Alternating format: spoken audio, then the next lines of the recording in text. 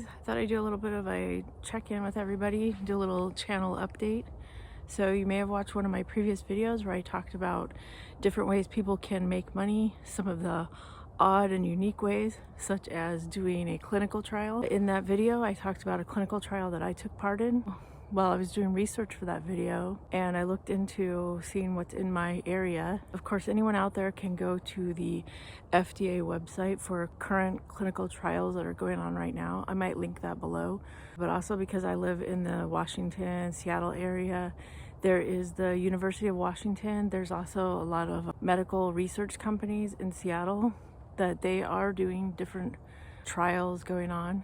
And so I basically was looking in to see what's available. So I will talk about something that I ended up doing, and it might be something I'll end up sharing on this channel. Now, first, I just want to say that the clinical trial I did before, I found out about it on Instagram, where basically, like I said, there was a post on Instagram, and then it's like you click here to find out more information, and that's what I did. So a lot of times when I'm on Instagram, I will have little things that come through the feed that are saying that they are recruiting for different research trials.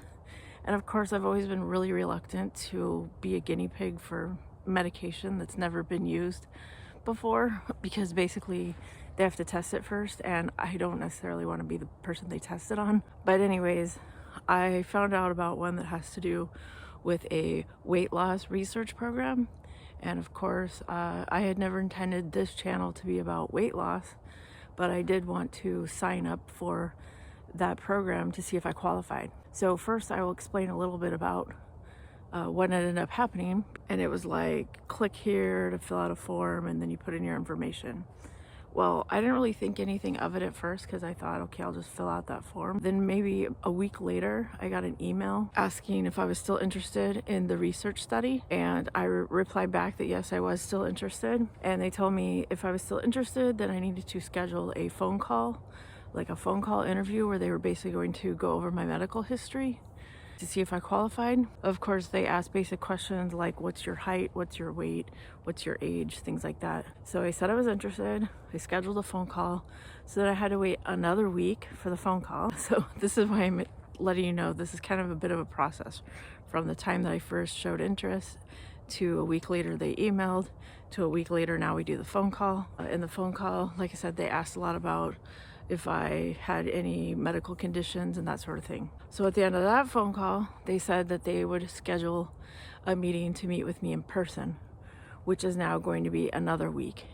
So now at this point, I am still waiting to go in person.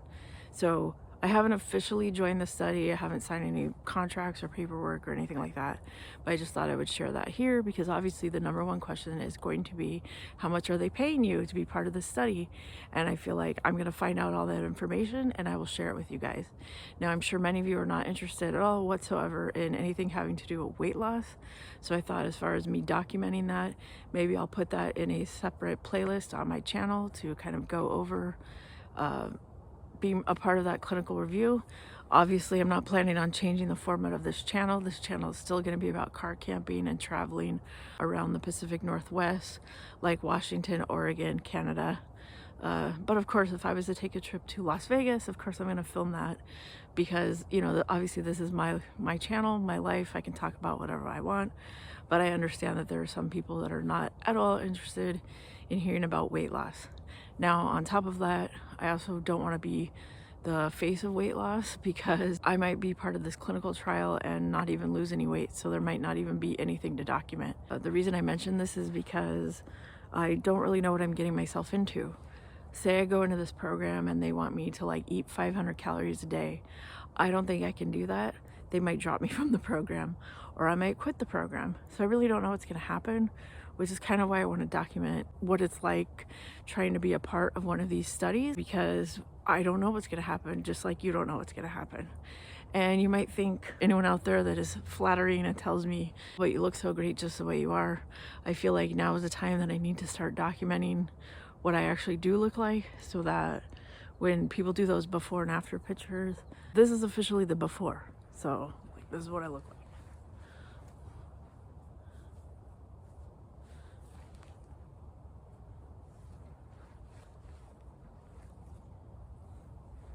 Would you consider me, I don't know, average size? Would you consider me plus size?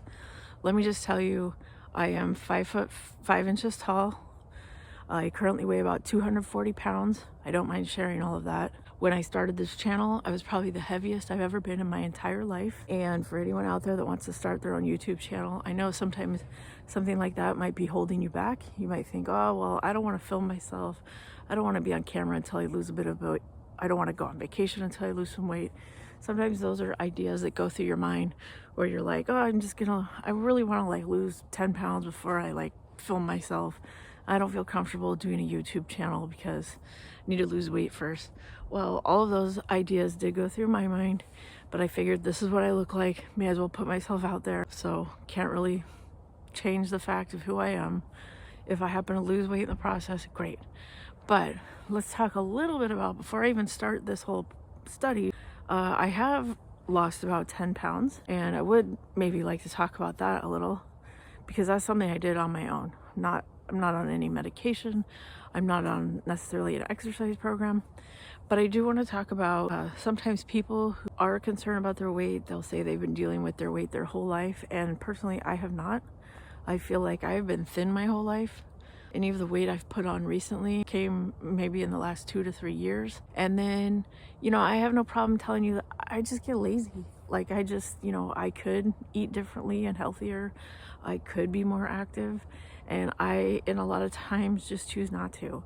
And so that's why I thought, like, I don't mind, having this conversation or this discussion, because I do feel that it's kind of like important to the whole concept idea of being physically fit.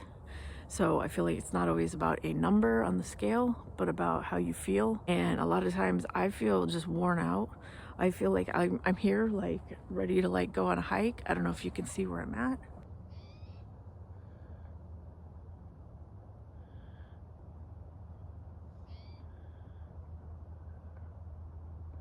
But where I'm at, I'm about to go on a hike in the woods, and I get worn out very easily. I can't always keep up with these hikes. I get very out of breath when before in the past I did not. And so this is why I like to talk a little bit about kind of the transition of what it's been like from being a thin person all my life to now. To, like I said, this is me.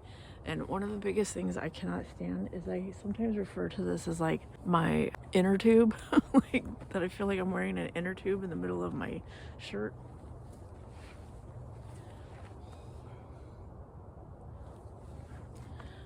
Depending on if I pull my pants up or not, sometimes I have like this.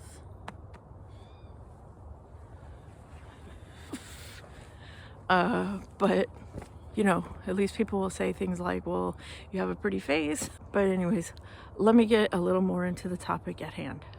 Now, first I'm going to talk about what it's like, when I was young, like most kids, I was pretty active, played sports. When you're in school, there's physical education, so of course they make you run around a lot. Maybe they've gotten rid of physical education, PE, in the schools. But when I went to school, I feel like they were always making us like run around. But of course, I lived in a place where we had a pool in my backyard, so I could go swimming whenever I wanted. I had a bicycle. I could ride my bicycle all around the neighborhood. Maybe, like I said, nowadays, maybe it's not safe to just let your kids go riding their bicycle all over the neighborhood. Maybe it was never safe, just in the 80s, parents just kind of like let their kids do whatever and be feral children. But I was very active. My teenage years, I was probably still somewhat active in the sense that I would ride my bike. I don't think that I purposely was like ever trying to work out or like try to go to the gym or anything like that. It was more like just doing things in your daily life, like going for a walk with your friends or riding your bike or anything like that. I was a pretty active person. Come, my 20s, once again, I'm still someone who had never been on a diet. I kind of ate whatever I wanted to, but I still was fairly active in the sense that there was a lot of times where I would just go for a walk with my friends. I don't know why that was a thing, just going for a walk, going for long walks, and keeping active. It wasn't until maybe I hit my 30s that I kind of like went out of my way to try to exercise, where it would become an effort that I was putting in to try to exercise, to make myself walk or to make myself ride a bike or anything like that. But never like any sort of heavy duty, like I never like did triathlons or anything like that, or even like lifted weights. I was never kind of interested in doing that sort of thing. But I will say that a lot of times I talk about how when I moved to Seattle, I was doing a lot of walking around, because Seattle is the kind of place where even if you have a car, you still have to park in a parking garage and then kind of walk kind of far to where your job is, or if you just want to go shopping. There's not always like a parking lot like at the grocery store. You actually have to find parking somewhere, like street parking, or park in a parking garage that you have to pay to park somewhere, and then you walk like a mile to where the store is.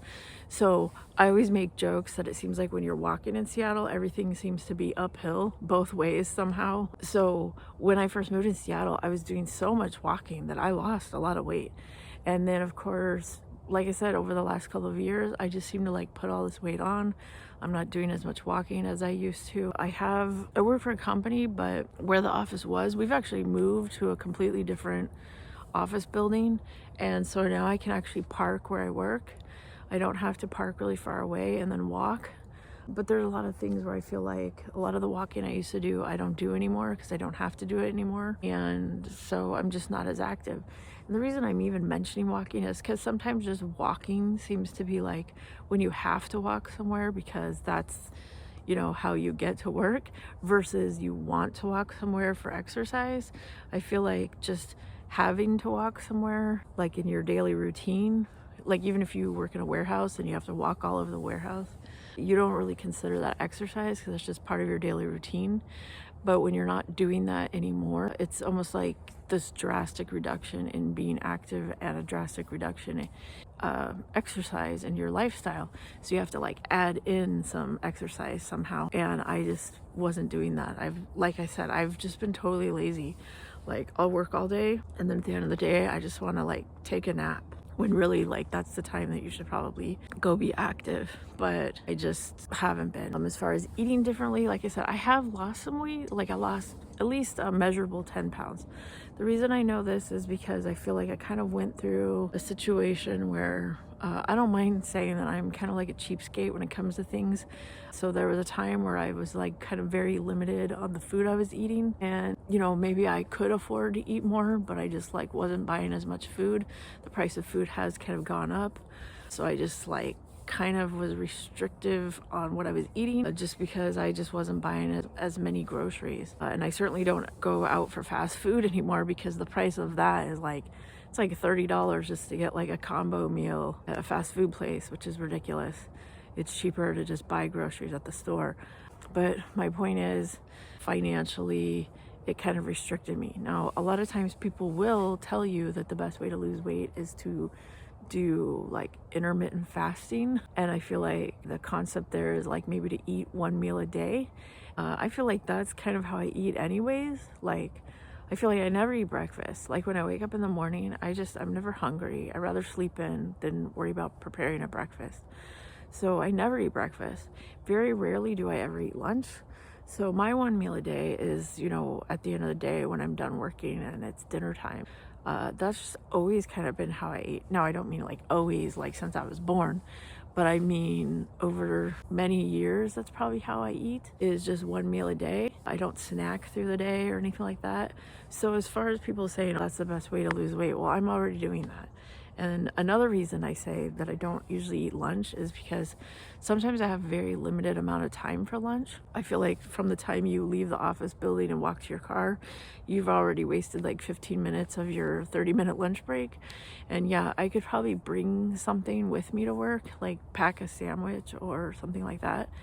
But there's really like a lot of time constraints in the sense that I can't just leave work and then go to like a fast food place and go through drive-through, and you know, by the time I do all that, my lunch break is over. There's not enough time to do all that. So, you know, that's just not something that's really part of my life. I feel like a lot of times I take my lunch break to just like sit and maybe go and sit in my car and scroll through my emails and that sort of thing, and text message some of my friends. I feel like that's how I spend my lunch break. And I'm usually not hungry anyways. By the end of the day, when it's time for dinner, I am hungry and I will eat a big meal. But obviously I feel like I attribute any sort of weight gain to me just being like less active as a person than I used to be in the past. But overall, my diet has not changed all that much, other than this recent decrease in eating as much, just because, like I said, the price of food has gone so sky high that I just don't like spending that much money on food. It's really, you know, yes, I have the money, but I just like, it seems like a frivolous purchase after a while. I am going to wrap up this video, but I just want to tell you thanks for watching. I will keep you updated on what goes on with this whole weight loss study when I find out more information about it. If for some reason they make me sign an NDA where I'm not allowed to talk about it online, then maybe you won't be hearing anything about it. But also, let's just see how it goes, and I'll check back in with you guys soon.